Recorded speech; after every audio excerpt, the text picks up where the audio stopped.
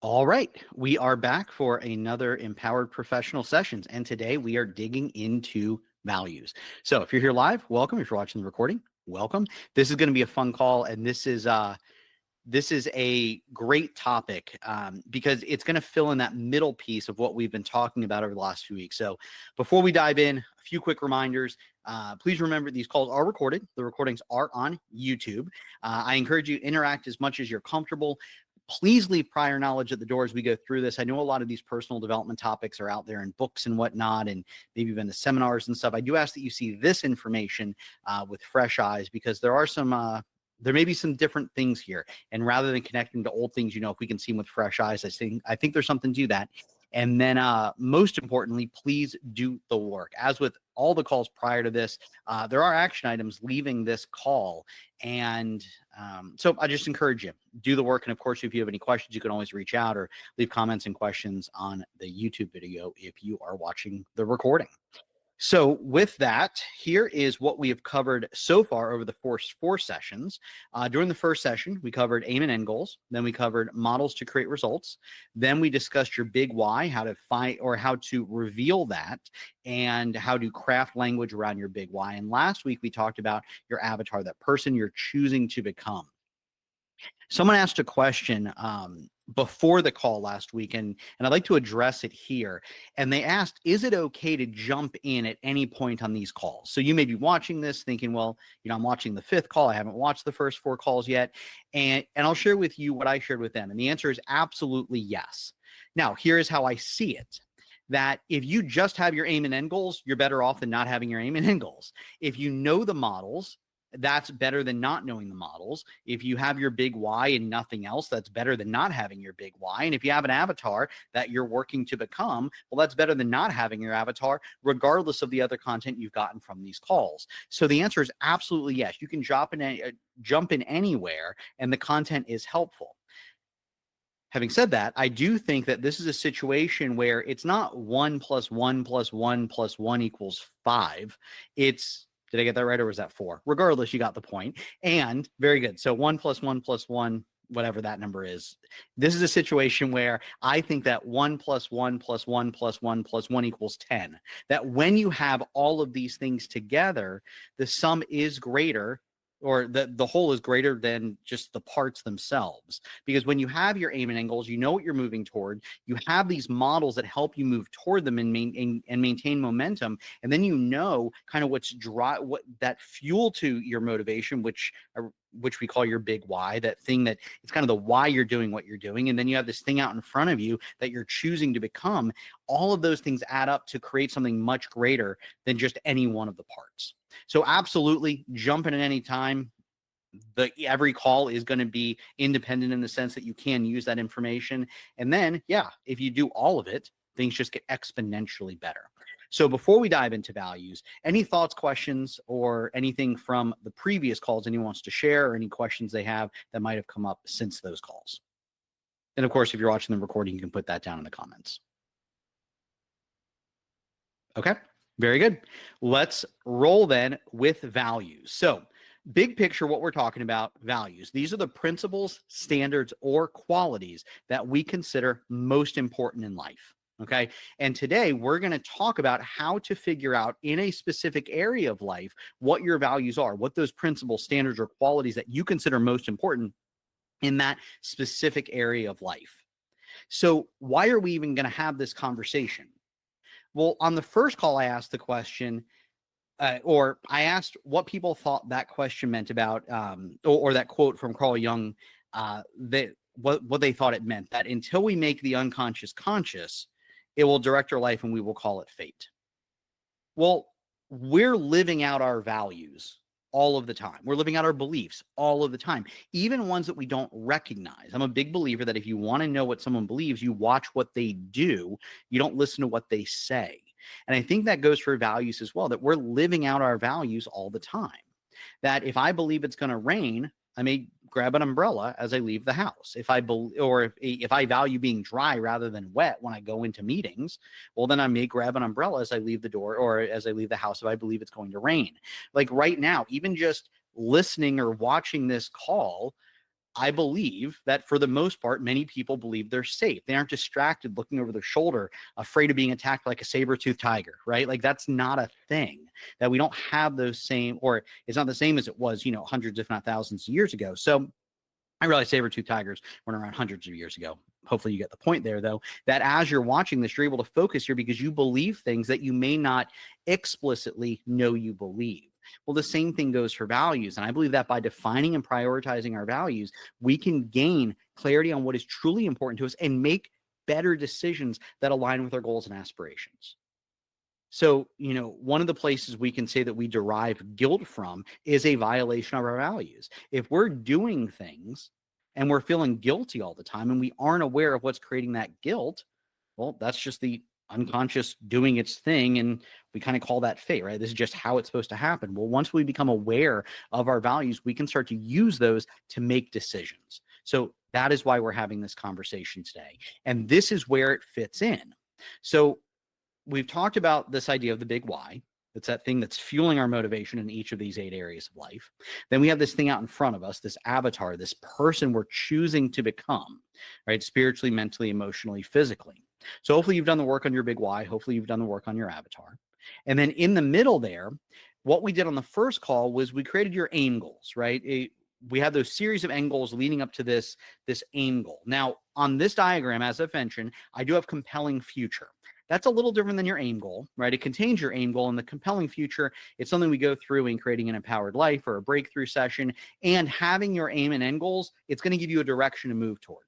Now, what we're going to focus on today is values. And the reason this is so, or one of the many reasons it's so important, is when we couple values with a compelling future, you couple values with the thing that you're moving toward, that's what creates motivation. We'll get into that more here shortly. So today, I'm going to ask that you pick an area of life. Now, if you've done this exercise before, you can run it again. And values, I'm going to say this carefully, and there may be an asterisk next to this, so just take this with a grain of salt. Your values, barring a significant emotional event, they do change. They can change. We can change our values.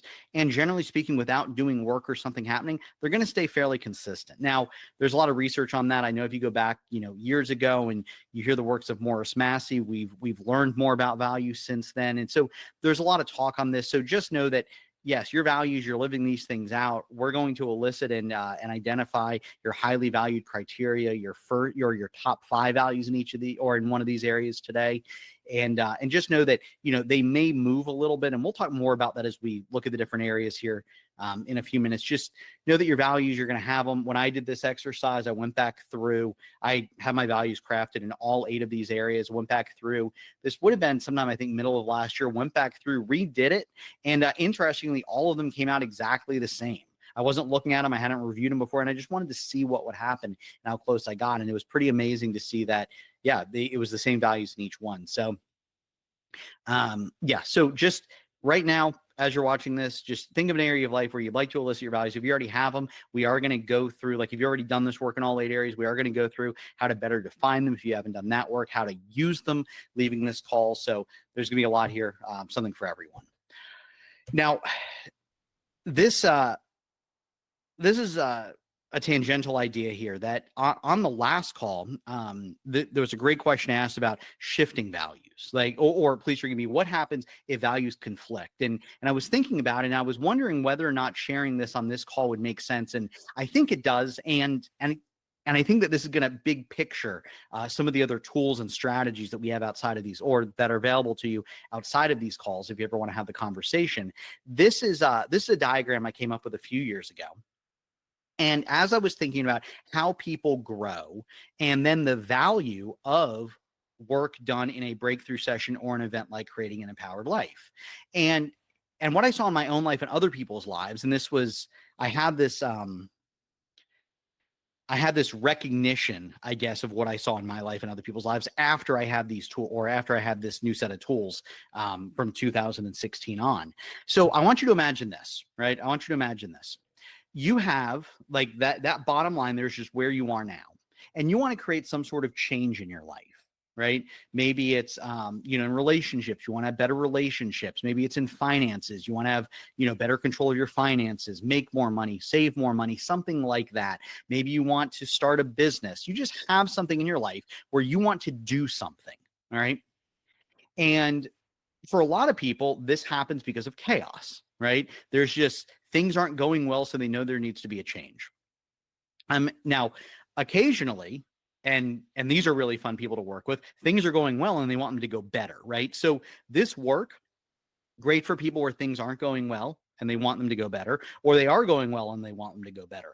Both are fine. And what's interesting is I've had a lot of conversations over the years where some people, things are going so poorly, they're like, well, if I can't do it all, I'm not going to do anything. And I think that's a terrible strategy. And I've had other people where things are going well and then they quit doing the things that were working for them, or things were going well. They're like, well, I don't need any of that. And I think that's a mistake. And what I've seen is that the people who consistently grow, whether they handle the terrible situations better, and then they handle the great situations, they're better able to take advantage of those opportunities. And believe me, I've been in the scenario, it's easy to say when things aren't going well, you realize you need to do something cool. I've been in the scenario where things are going so well, there's a saying, and some of you may be familiar with that, it worked so well that I quit doing it. And that was my life several years ago, where things were going so well, I quit doing the things that got me to where I was. And then what happened? It was easy to backslide, right? There's this idea that we do move toward entropy if we aren't intentionally injecting energy into whatever system we're in. So it's easy for things to fall into chaos. So it's important that we're continually doing the work. So you're somewhere and you want to create some sort of change in your life. You want to do something, right? Maybe you want things to go better. You just want things to be better, whatever the case is. So you implement a new strategy. And something I really believe is that any order is better than absolute chaos. So let's say, for example, you are, and that's a gross generalization. So in most cases, some order is better than absolute chaos, I guess, depending on what that order is. And let's say, for example, you're just financially, things are all over the place for you right now. And you go to something like a Dave Ramsey seminar. Now, I'm not advocating for Dave Ramsey, not saying anything poor about him either. I'm just going to use him as an example because a lot of people are familiar with him. Financial ruins, right? Your financial life is in just ruins. Well, if you take on something like Dave Ramsey's program, well, any strategy there is going to be better than just whatever you're doing, and things may start to get better. Not saying it's a great strategy, not saying it's a bad strategy. It's a strategy. So you start to create some structure and things get better. Cool, right? And I'm all for new strategies. I love strategies. I love modeling successful people. I love finding strategies that work, modeling my own strategies, that I have in other areas of life that may work in another area of life. That's fun. And what happens, though, or what I've seen happen is, and I think this is one of the reasons why a lot of people fall short on their goals. And in most cases, they don't make a conscious decision to fall short on their goals, right? If you think about New Year's resolutions, if you ask someone, when did you give up on that goal? They don't know the date. It was just a slow erosion. And I believe that this comes from, as they're implementing a new strategy, they run into that dome, right? Now, I only have 4 here, and there are several other things that could be part of this dome. One, it could be emotional baggage, right? Let's say, for example, they get into a new relationship, right? Person doesn't want to be single. They get into a new relationship.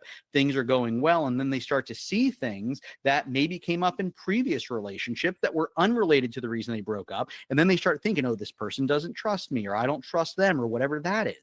We can have that emotional baggage, that anger, that fear, that sadness, that guilt start to creep up. So we go into, in this case, a new relationship, carrying the baggage of old relationships. We may have a situation where, like the person asked last week, the conflicting values. We may be starting a business, and what we want is abundance and freedom. And we feel that those two values are in conflict. Or we may be living a life that's not in alignment with our values, which is really going to be it's the crux of today's message, or how to identify, define, and then use those values. We may have beliefs that are not in alignment with what we're doing. So while we may implement a new financial strategy, if we believe that we don't deserve happiness or abundance or success, well, that's those underlying things in our unconscious that are driving behavior that our life is going to feel in conflict. We may struggle to do those things. Or we may be moving away from something rather than moving toward what we desire. that we talked about this on a previous call, that if I just know what I don't want, it's not very clear on what I do want necessarily. So through tools like mental and emotional release and some other NLP techniques and what we do in a breakthrough session or creating an empowered life is we do the work to release that emotional baggage, to create the alignment and get rid of any conflicts and values, to release limiting beliefs and make sure that the energy behind what we're moving toward is there and it's not actually moving away from something. So as we do this work today around values, if there are conflicts, or you feel as you start to define these values that, let's say, for example, you're running a business and and maybe you've labeled it as one of your values is abundance. Well, is it abundance because you want to create something in the world, like, give back to the world, or is it abundance for the sake of not being poor, like when you were little? That's move away from rather than move toward what you desire. So recognizing that a new strategy by itself doesn't always do it, that eventually most people butt up against this emotional baggage, this lack of alignment of values, some maybe a limiting belief of some sort, of they're moving away from what they don't want rather than moving toward what they do want. So that's what this type of work does. And there are some things that I mentioned, mental and emotional release, certain NLP techniques and stuff like that. It's outside of the scope of these calls. That's done one-on-one or in an event like Creating an Empowered Life. I'm just sharing this with you because if you're doing this work and you feel you're butting up against something, it could be that dome, right? It could be that dome. And we have a lot of people on this, or several people who are part of this group, who have raised this dome to where it may feel, given where they are in life, to where it's non-existent because their strategies are working and that dome is so high, they feel like they're growing and growing and growing. And what's cool is we do have some people who are part of this group where they've been through breakthrough sessions in the same area multiple times, because as life gets better, as they grow, they need that dome to move up too. And, maybe we have a conversation on baggage and things like that in the future. I want to paint this picture for you that if you're implementing new strategies in your and you're hitting something, it could be that dome, emotional baggage, something with values, beliefs, or that move away from type energy behind what you're looking to create. That's, yeah. And there's a few others, I'm sure, several others even.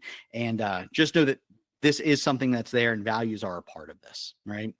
So before we move on, any thoughts, questions on any of this? Cool. All right. Let's keep rolling. All right. So values then. Let's hone in just on values. So we use values to determine how we spend our time. Okay. We also use values to evaluate how we spent our time. That, let's say I'm in a relationship, personal or professional, doesn't matter. And I value honesty. Honesty's high on my list. Well, if I have a decision to make between lying or not lying, and I value honesty, I'm going to not lie, right? Now, let's say I do lie and I look back on that and I lied to someone where honesty was important. Well, I can say that I didn't handle that situation well and I may even feel guilt. So if we look back, or please forgive me, we use our values to evaluate how we spent our time, right? We look back on those situations, and if we feel something there, that could be a sign that we violated our values. Or we feel good about it, means we worked in alignment with our values. So we use values to determine how we spend our time, and we use values to evaluate how we spent our time. And we can say that values are what's important to us, or value is what's important to us, right? So, let's say in a relationship, honesty is important, right? Maybe it's an intimate relationship or a primary relationship. Love may be a primary value. In a business setting, maybe it's communication, abundance, prosperity, something like that. These may be things that are important, and they help you make decisions as to whether or not you're going to move forward. So again, we use values to determine how we spend our time. We use them to evaluate how we spent our time, and we use our values are what's important to us. And as we go through the value elicitation here in a little bit, what we're looking for is a simple word or short phrase. One thing, something just to keep on the top of your mind as we do this, that values are not goals. Right? Values are not goals. And I have worked with clients in the past where I'm like, well, what do you, let's say it's business, right? Well, what are your, and we do this values elicitation. We elicit the values in the context of, their professional life. And they're like, well, I want money to be important to me. Right. And there are some people where money's just not important to them. That's fine. And not good or bad, just how they're wired. And that's not a value, right? So that's something that our values are what they are. We do have tools to move them around, sure. And it's not what we want them to be. We're looking for what they are. And we can identify that on based on how we practically live our lives.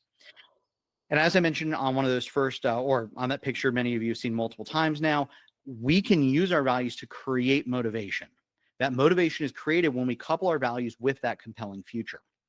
And if you think to times when you weren't motivated, right? Maybe there were other factors, and in a lot of cases, we can look at two things. One, it either wasn't in alignment with something that's important to us, or it wasn't moving us towards something we felt that was worthy of moving toward.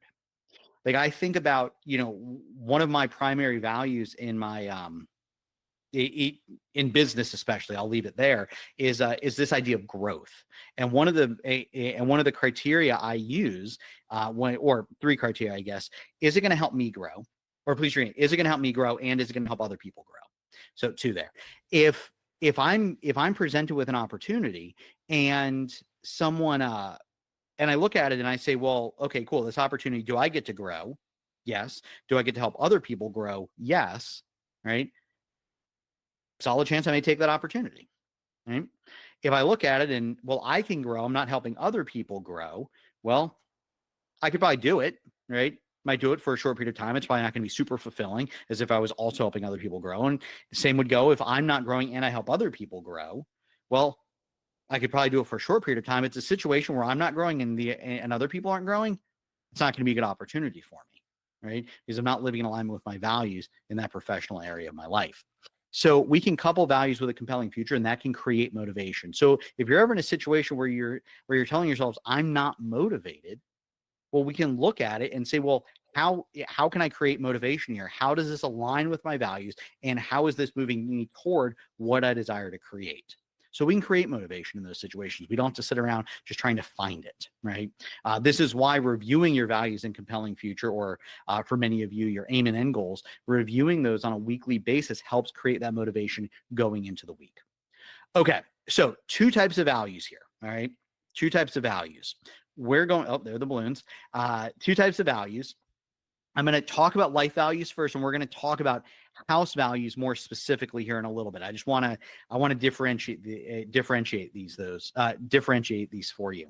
So life values. Now you can break up life in a lot of different ways. These are the 8 areas of life that I use with clients. We've talked about on this call. These are the 8 areas of life that I use when working with clients.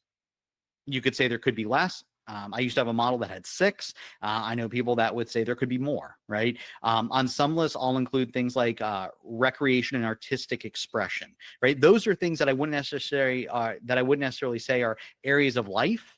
They are things that are important, so we may need to have a plan for them. And when it comes to our life values, these 8 areas do work for a lot of people. So when I talk about life values, I mean that our life is broken up, right? It's a whole thing. We can just view it in these 8 different areas. So spiritual, we have this intellectual, mental aspect of life, how we're growing ourselves. And a reminder, when I say spiritual, I don't necessarily mean religion. What I'm talking about more is like purpose, something like that. Purpose isn't even a great word, just something kind of that we're moving toward, beliefs, values. It's this big thing, right? And now a lot of people draw those things from religion, so that's fine if that's where your mind goes. Just know that you don't have to be religious to have the spiritual aspect of life. So we have spiritual, intellectual, mental, how you're feeding your mind, growing mentally, how you're processing information. Emotional, how you are processing, navigating, expressing emotion. The physical aspect of your life, your exercise, what you eat, what you drink, that type of stuff, how you're taking care of your physical body, sleep, that type of stuff. Environmental, that's not whether or not you recycle. I say that every time because I did have someone, I asked, how's the environmental aspect of your life? And they're like, yeah, I recycle, put it out every Tuesday. Not what I'm referring to here. This is where you eat, sleep, work, your actual physical environment. Then we have the people you're around. That's the social or the relationship aspect of your life. Then we have your occupational, career, job, whatever language you want to use there. And then we have the financial. Now, when I first started doing this work, I just had in the model that I was taught just occupational, right, or just career.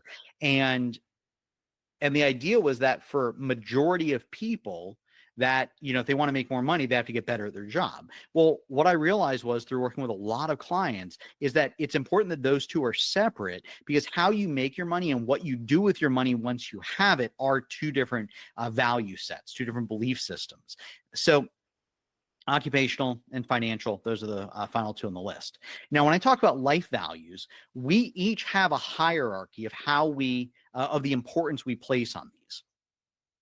So I'm just going to take two of them. I'm going to take relationships and we'll take career. Now I'm going to talk about money in this area of career, and I'm not meaning like what they do with their money. So this example will make sense as I get into it, I'm sure. So there are people out there that will give up relationships for a better job. There are people that will sacrifice a better job for relationships. There are people, if we were to look at something like, we could say, or even if we were to look at occupational and financial, we could say that there are people out there that value money more than what their job is. And I know people personally, and I'm sure some of you have either been in the situation or know people that have been in this situation where you're willing to stay in a job you don't like to make more money. I also know people where they will give up a great paying job, like they'll give up the financial to do something they love. So we have these different hierarchies of how we rank these things in our life. And there may come a time, right? So this list here, this is just in, we'll say, an arbitrary order for the most part, that there you have life values that are just, we'll say, part of your programming. And there may come times when those life values shift out of, let's say, necessity, for example. So let's say someone, physical may be a little bit lower on the list. They get sick or something happens. And then what happens? They have to spend more time on the physical. And now maybe that shifts permanently. Maybe it's only temporary. What I have seen is that what will happen is someone either doesn't know these, or maybe like because of circumstances in their life, their values aren't in alignment, and then their life feels off. Because what's happening is they're giving priority to something that isn't as important as something else to them, and then they're just living their life like this. So, I'll say for me, for example, my mental game, if you will, like my thinking and things like that, for me is more important than my physical. So if I have the option between reading a book or going for a walk, I'd rather read the book. Now, I recognize that I also need to go for a walk. I need to work out and that type stuff. So I still do it.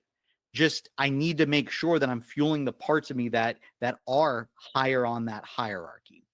So there's an exercise, and maybe we'll do this on a future call, where we do go through these. We rank them and we identify those. And if you hear that and you're like, well, I'm just going to do that on my own, I caution you as you do it, just be careful not to hierarchy them based on how you wish you lived and based on how you actually live. That you can say what I do is more important. And if you've consistently suffered, or what you do is more important than the money you're making, if you've consistently suffered through terrible jobs to make more money, I would argue those aren't your values, right? So just, again, maybe we'll do that on a future call. So I'm covering life values fairly quickly to say that those are the big chunks of our life, and we hierarchy those things, and we live a life according to that hierarchy. Things can change based on circumstances, absolutely, and we do have a hierarchy. And if that's out of alignment, or we aren't living our most important ones more often than the lesser ones, well, life can feel a little bit out of whack. All right. So the house values, though, and this is where the values elicitation is going to come from. Now, I call these house values. Let me explain this concept of house. That years ago, I was on a call with a prospect, and we were talking about doing a breakthrough session. And I explained that what a breakthrough session was, and I explained that the powerhouse tool in the breakthrough session, for the most part, is something called mental and emotional release. It's one of the techniques that I'm certified in as a trainer. And this mental and emotional release, she asked, well, what if we just did mental and emotional release without the breakthrough session? And I said, and this was the first time I had this thought, and since then I've used it. This was probably back, I don't know, 2018 maybe. And this is how I explained it to her, that so let's say each of these 8 areas, right? We have these 8 areas. Imagine each of those are houses. Well, a breakthrough session deep cleans the entire house. mental and emotional release outside of a breakthrough session is like cleaning a room. It's like spot cleaning. All right. Still effective. Mental and emotional release is great. Do that with clients occasionally if we need to spot clean something. It's in the context of a breakthrough session. We clean out the entire house.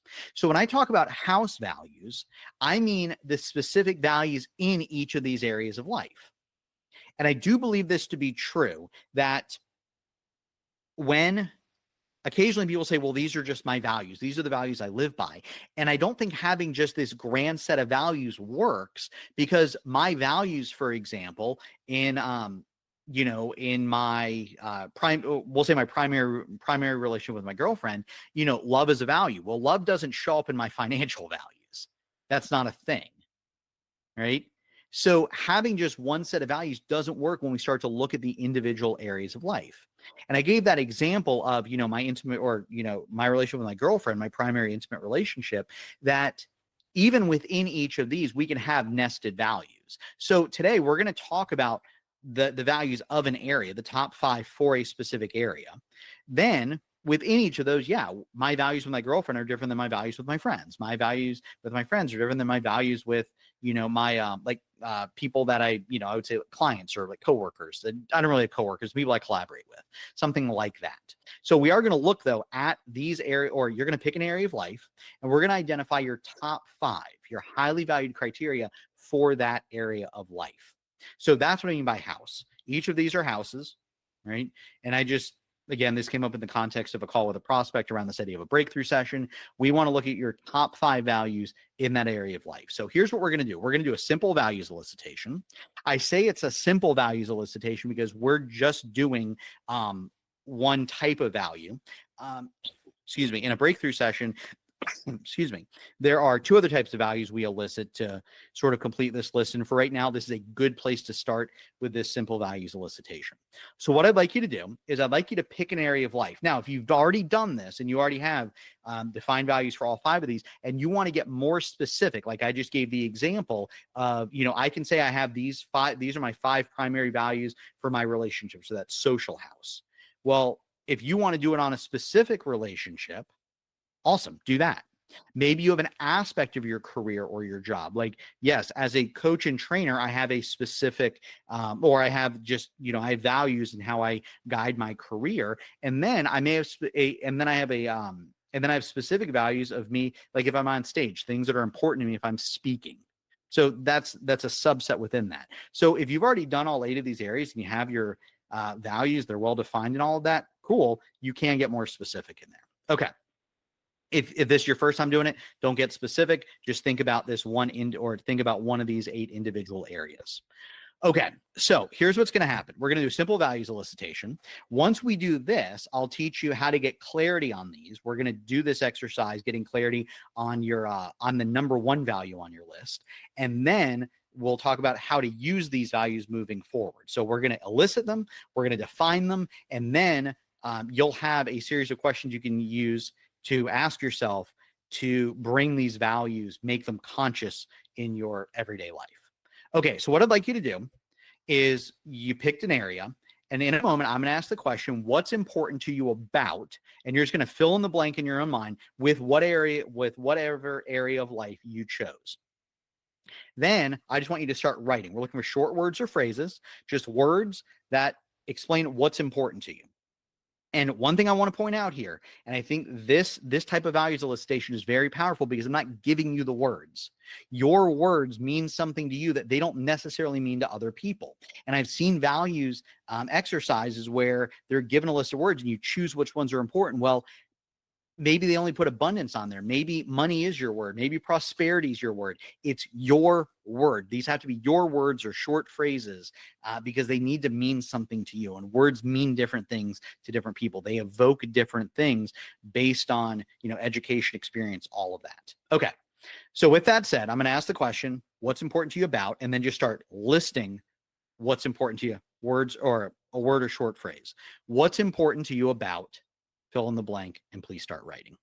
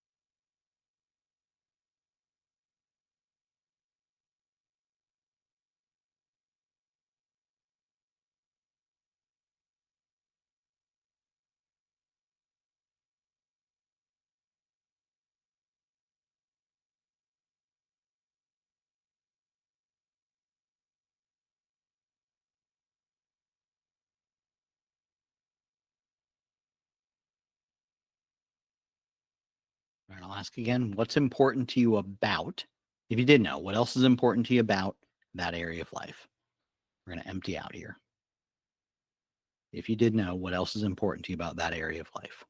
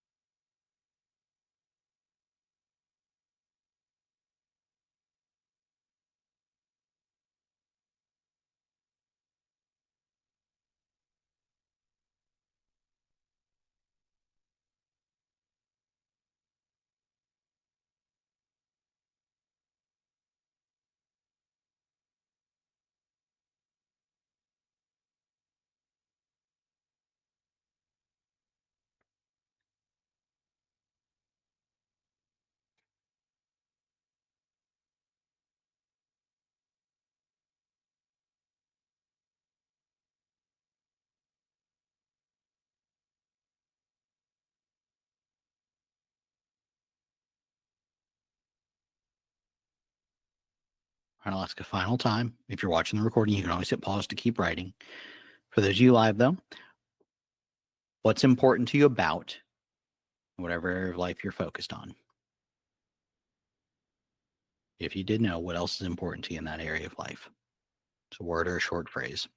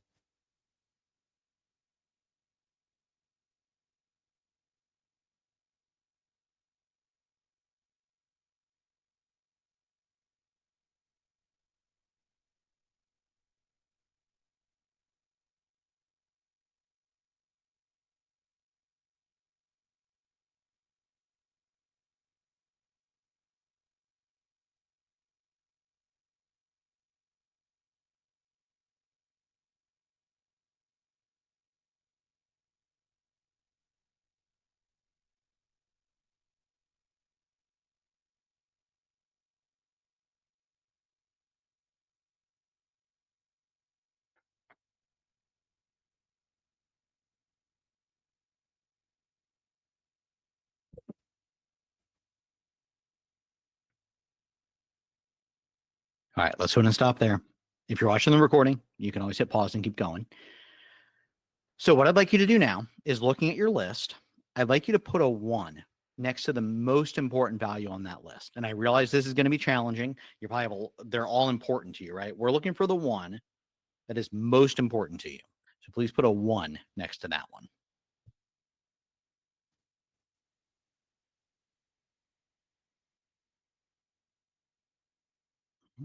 Once you have that, let's go ahead and put a 2 next to the second most important. And as you're going through this, if you can't really figure it out, you can go down the line and say, well, if I had to pick between these two, which one would it be? Well, that one would be higher than the other one. Well, if I had to go between this one and this one, which would be the most important? And you can go through the values like that to help you identify which one is most important. And again, we're looking for which one is most important, not which one you want to be the most important. So we have number 1.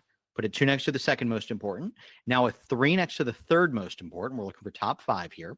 So 3 next to the third most important in whatever area of life this is. So 3 next to the third one.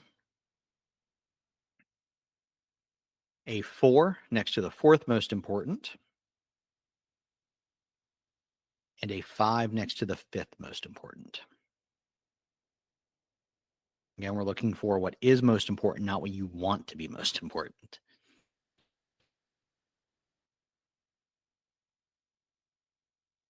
Okay. So now what I'd like you to do, now that we have those top five, please take those top five and write them in order, 1, 2, 3, 4, 5, on a separate place on your paper. So we want to separate those out so you have those five separate. So these five are what we call your highly valued criteria.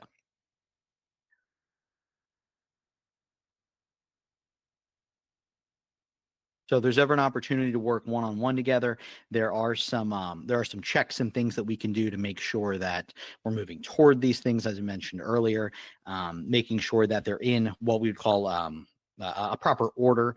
Something, for example, right now, something you can look for is your number one value the most abstract. We can look for, does number 5 support number 4? Does 4 support number 3? Does 3 support number 2? Does 2 support number 1? There are a few things we can look at here to see if there's any work that needs to be done outside of just knowing what they are. So you have that top 5. Now what we're going to do, and we're only going to do this for one of them because this can take some time. I just want you to be familiar with the exercise. The next thing we do now that we have these is we get clear on what they mean.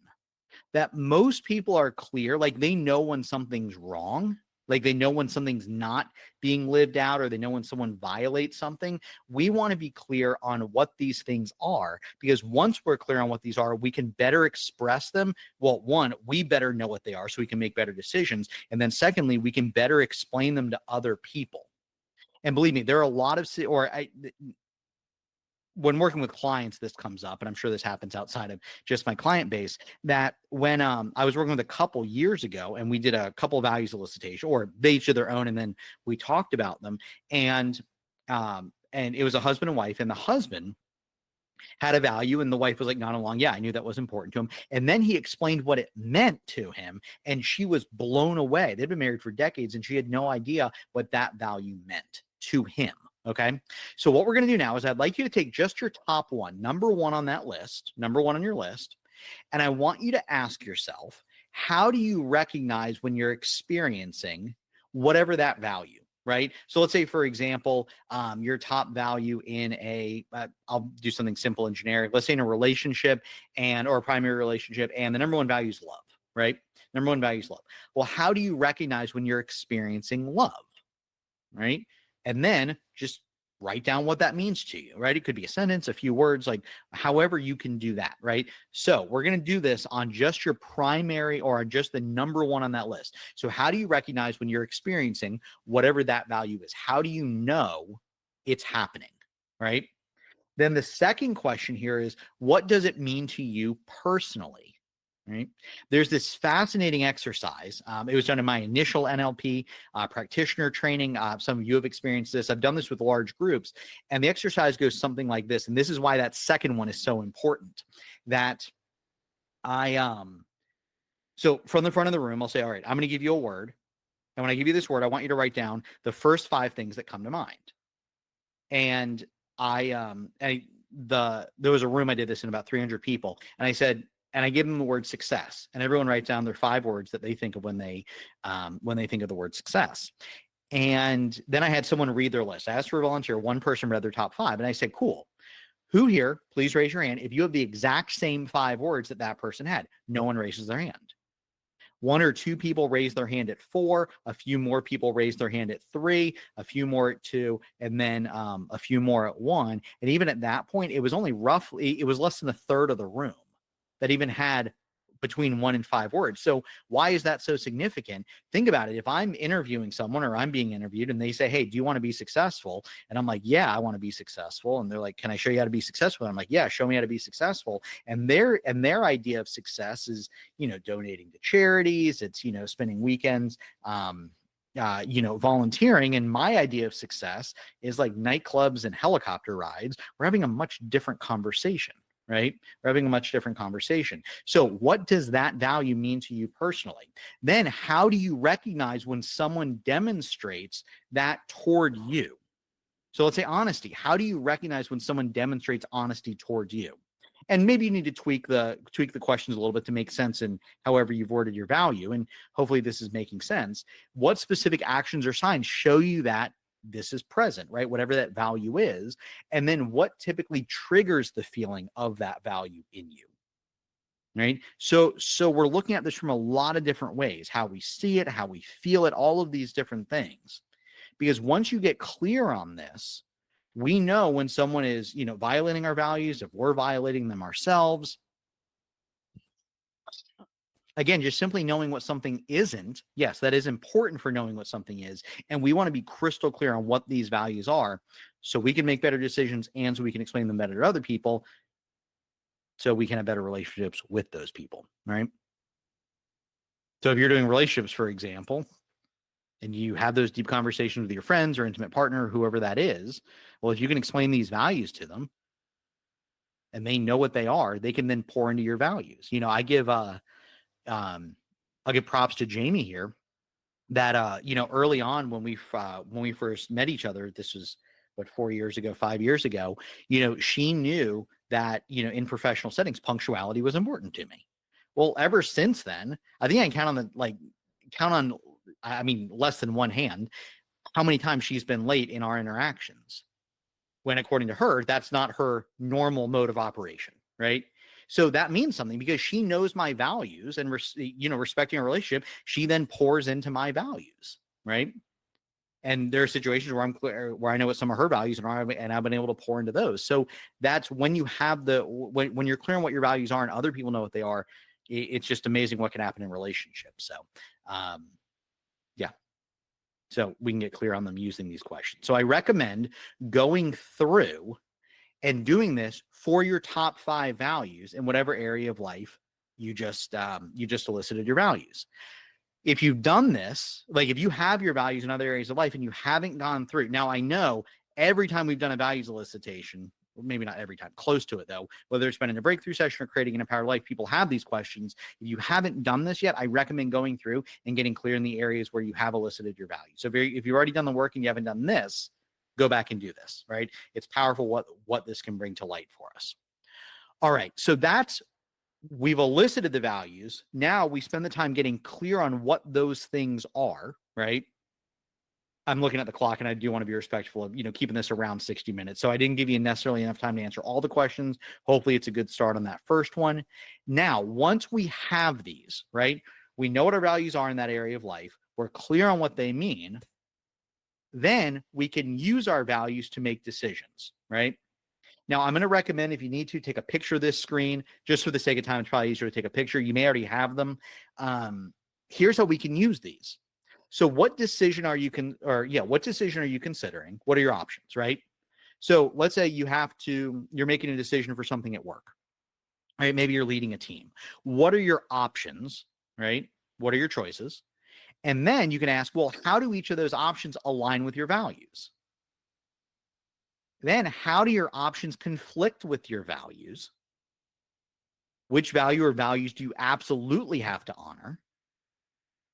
Which values are you willing to compromise?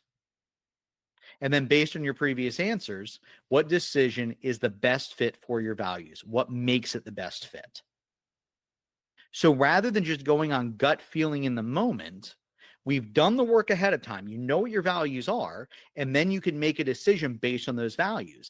Last week, I shared, as we were crafting our avatars, that, mentally for me, sharing knowledge, that's part of who I see myself becoming. That was one of the drivers for doing these calls, just sharing information, right? Sharing stuff that I've learned that I find to be helpful and that's been able to help clients. So when I think about this idea of growth, right? Well, run the call, not run the call. Okay. Well, this one helped live out the values of growth. Were there any conflicts? No. I mean, maybe we could argue, they're free, right? So I do have some prosperity and abundance in my values. So we could say that it just wasn't as important as helping other people grow. And through these calls, I also grow, right? I'm learning how to better explain things, that type of stuff. So I ran this, right, on my values, right? And when I say I ran this, did I go through and ask each one individually? No. As you practice this, these questions just kind of just how you operate, right? So the more you practice these processes, right, identifying your values, ranking them, getting clear on what they are, and then asking these questions, it just becomes how you live. And what's nice about this, when you do this, and then you start to make decisions in alignment with your values, your decisions feel good, life feels good. And then when you decide, for example, which values are you willing to compromise? When you compromise on a value, you aren't surprised that you don't feel great about it, right? You don't feel surprised. Because now you're making decisions and you know what you're giving up. Okay. So we've elicited, we've ranked, identified top 5. We get clear on what each of those means. So we better understand them. And then we're able to better communicate them to others. And then we use them to make decisions, right? We use them to make decisions. So I've talked about this, I think on pretty much every call. At the beginning of each week, reviewing your compelling future, or for many of you, it's going to be your aim and your end goals. You review those. You review your values in each area of life, making sure that you're making decisions based on those values. You have your big why that you're reviewing. You have your avatar that you're reviewing. So you can ask yourself, is what I'm about to do this week going to help me live out my big why? Is it going to help me become the person I'm choosing to become in my avatar? And in the moment, am I living out my values and doing things that are going to help me move closer to that compelling future or your aim and end goals? And we can structure a life based on this. Now, does it always work out perfectly? No. Circumstances change. Sometimes, we have to do things that, necessity may be the wrong word, and I'll use it for brevity and just lack of a better one, that, circumstances change. So we just have to do things. And at least we know that we're operating in a way that's not in alignment with those things that I just listed. So we identify our values, we rank them, we define them, and then we use them. So leaving this call, right, and we'll be right at about 60 minutes. And of course, I'm here for questions afterward. Define your values, right? So ask those questions, define those top 5 values in whatever area of life you just elicited them in, and then use your values, right? Use those series of questions when faced with decisions to make sure that you're operating in a way that is in alignment with your values. All right. So simple action items here: define your values, use your values, and then, as I mentioned in the last call, there have been action items on the previous calls. And for the people who are doing them already, even after just a few calls, it's moving the needle for them. So use the information. The action items are there to help make this real, right? Personal development, I believe, should be effective, it should be efficient, and it should be practical. So I want this in your life, that just having this information, cool. Using it, though, that's what makes the difference. So what questions do you have for me? What did you learn? What do I need to know? If there's anything you just want to say out loud and share with the group, feel free.